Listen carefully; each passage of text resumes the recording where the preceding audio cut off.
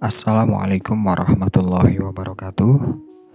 Ketemu lagi dengan saya Bapak M. Ainun Najib, guru mata pelajaran Pendidikan Agama Islam dan Budi Pekerti di SMK Ma'arif NU2 Cibarang, Banyumas.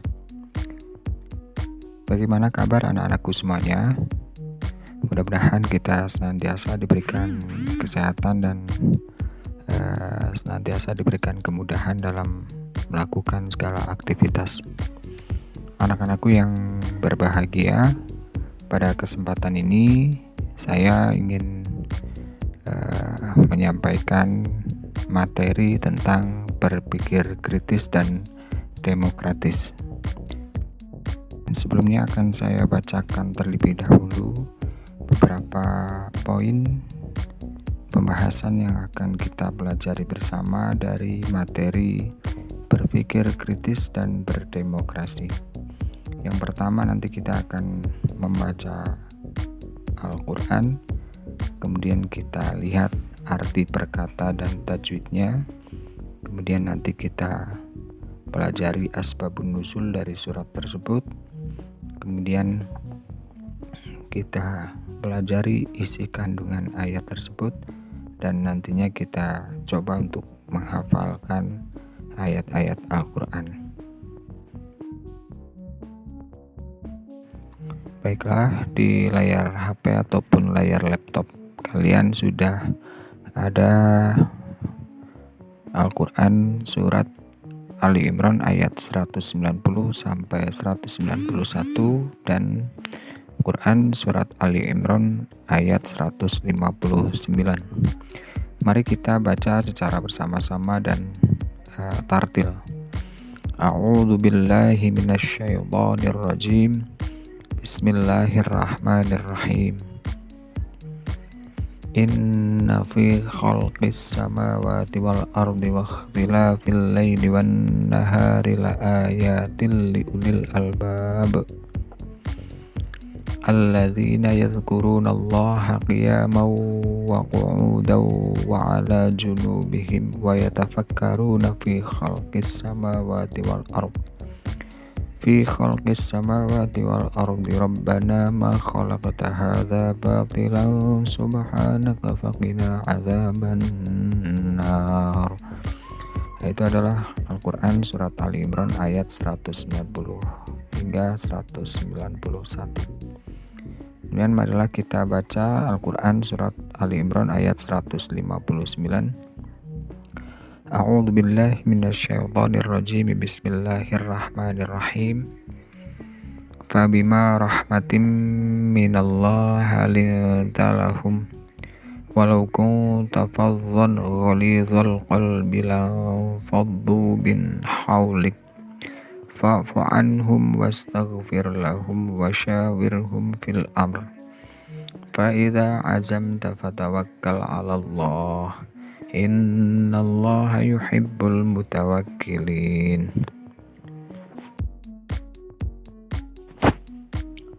Selanjutnya mari kita lihat beberapa tajwid yang ada di dalam Quran surat Ali Imran ayat 191 dan 190 serta Al-Quran surat Ali Imran ayat 159. Yang pertama di sini ada kalimat innafi.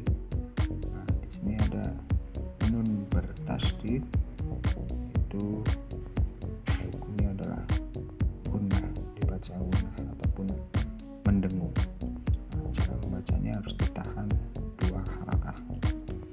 Kemudian yang kedua, di sini juga ada bacaan gunnah wan nahari. Ada nun mati, nun bertasydid, itu dibaca mendengung.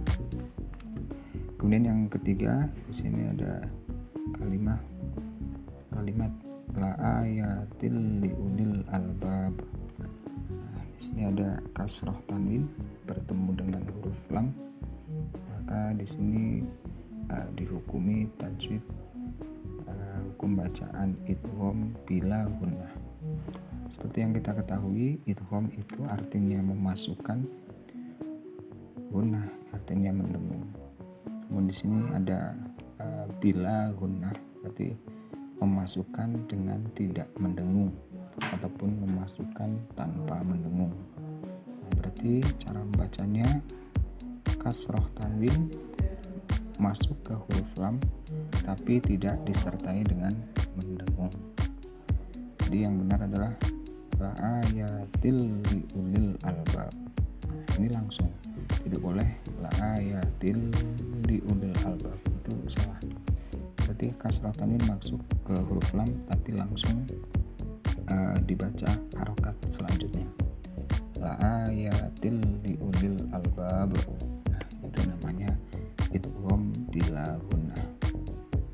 Kemudian di sini ada qalqalah, yaitu ba di akhir kalimat menjadi ketika waqaf menjadi sukun, sehingga harus membalik ulil albab, tidak boleh hanya membaca ulil albab tanpa ada qalqalahnya. Yang selanjutnya di sini ada kalimat ya mau wa qu'udaw wa ala. Nah, ini hukum bacaan idgham bi gunnah. Ini salah tulis nih. Harusnya idgham bi gunnah. Karena yang pertama ada fathah tanwin bertemu dengan huruf wawu. Kemudian yang kedua fathah tanwin juga bertemu dengan huruf wawu. Nah, di sini tadi saya jelaskan idgham bila gunnah. Kalau ini idgham bi gunnah. Idgham artinya memasukkan gunnah mendengung. Nah, idgham bi gunnah berarti memasukkan dengan mendengung ataupun memasukkan nun mati atau tanwin ke huruf idgham bi gunnah dengan disertai dengung. Contohnya ya mau wa qu'udaw wa ala. Nah, di sini fathah tanwin masuk ke huruf wawu namun disertai dengan dengung. Tidak boleh hanya ya mau wa qu'u. Nah, itu salah. Harus ada penahanan dulu di sini. Ya mau wa qu'udaw wa ala. Gitu ya. Mudah-mudahan bisa dipahami. Kemudian yang selanjutnya sini juga ada fabima rahmatin minat. Nah, ini kasroh tanwin bertemu dengan huruf mim.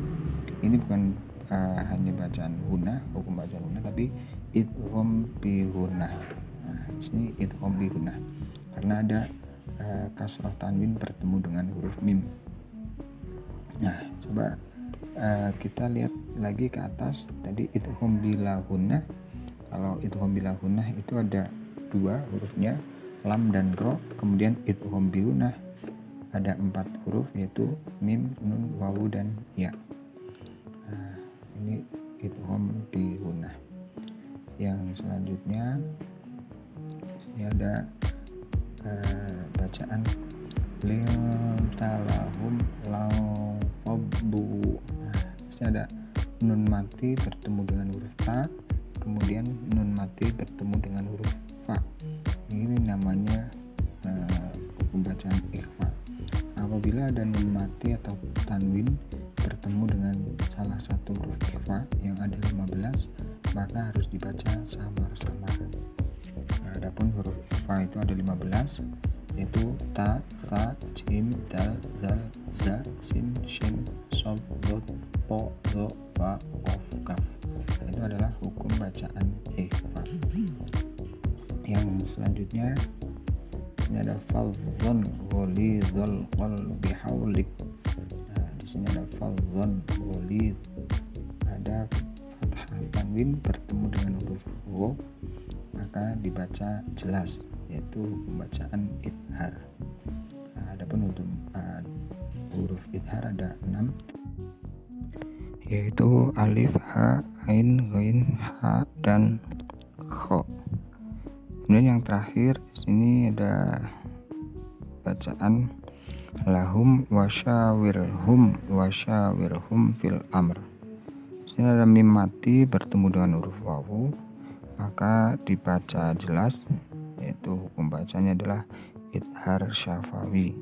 Itu apabila mim mati bertemu dengan huruf selain mim dan ba, maka cara membacanya jelas, lahum wasyawirhum.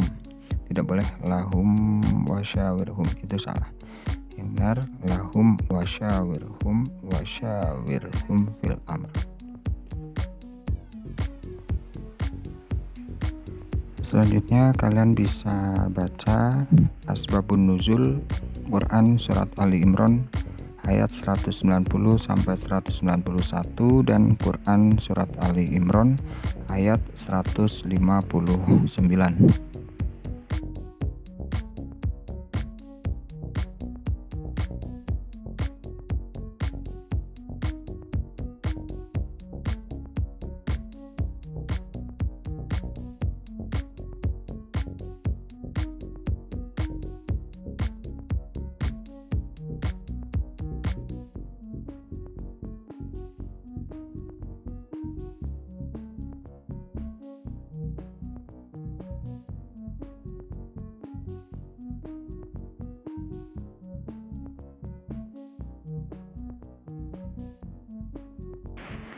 Dari penjelasan tersebut dapat kita pahami bahwa objek fikir adalah Allah Subhanahu wa Ta'ala, sedangkan objek pikir adalah ciptaan Allah berupa fenomena alam, adanya alam semesta dan sebagainya.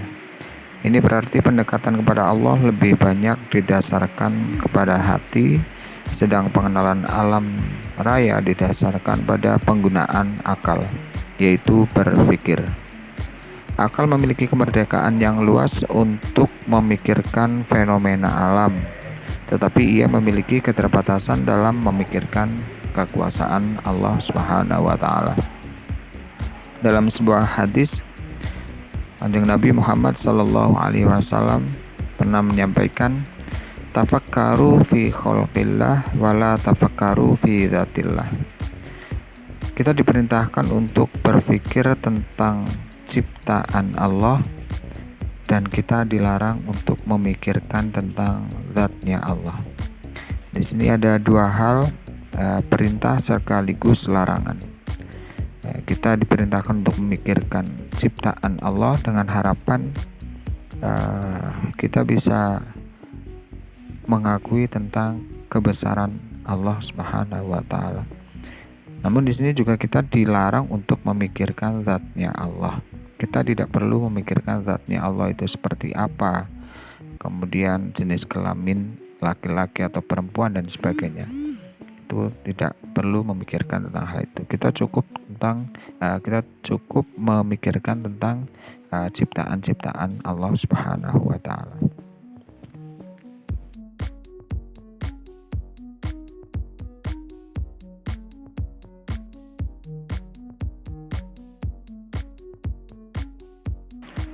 Selanjutnya secara singkat, Quran Surat Ali Imran ayat 159 menyebutkan secara berurutan untuk dilakukan sebelum bermusyawarah, yaitu hal-hal sebagai berikut. Yang pertama, hendaknya orang yang bermusyawarah harus menghindari tutur kata yang kasar, bersikap lemah lembut, serta tidak keras kepala, supaya mitra musyawarah ataupun teman bermusyawarah tidak menghindar ataupun merasa terzolimi ataupun tersakiti dengan sikap dan perkataan kita. Kemudian yang kedua, hendaknya kita mudah untuk memberikan maaf dan membuka diri ketika ada kecerahan pikiran dari teman musyawarah, sehingga tidak akan ada timbul kedengkian dan rasa dendam. Kemudian memohon ampunan kepada Allah sebagai pengiring tekad, kemudian bertawakal kepada Allah Subhanahu wa Ta'ala atas keputusan yang telah dicapai dalam musyawarah. Yang selanjutnya, dalam menghadapi semua masalah, ketika kita bermusyawarah harus bersikap lembut melalui jalur musyawarah untuk mufakat. Tidak boleh dilakukan dengan hati yang kasar dan perilaku kekerasan. Yang selanjutnya, yang nomor 5, musyawarah harus mengutamakan kesepakatan mufakat dalam menyelesaikan setiap urusan. Kemudian yang terakhir atau yang keenam, apabila telah dicapai suatu kesepakatan dalam bermusyawarah, maka semua pihak harus menerima dan bertawakal atau menyerahkan sepenuhnya segala urusan kepada Allah Subhanahu wa Ta'ala.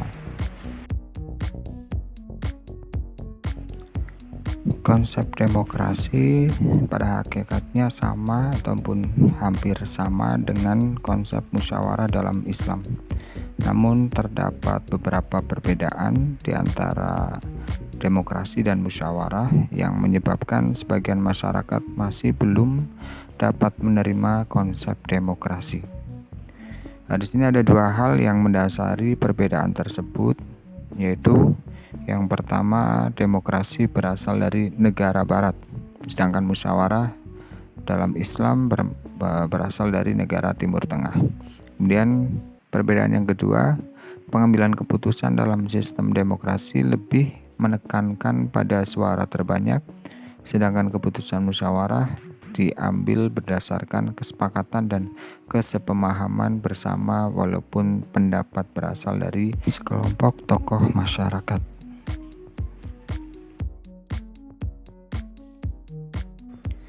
Sekiranya itu yang bisa kita pelajari ataupun kita bahas tentang materi berpikir kritis dan berdemokrasi. Mudah-mudahan ada manfaatnya untuk kita semuanya. Nanti untuk penugasan insya Allah akan Bapak sampaikan di website LMS. Demikian, kurang dan lebihnya mohon maaf. Billahi taufiq wal hidayah. Assalamualaikum warahmatullahi wabarakatuh.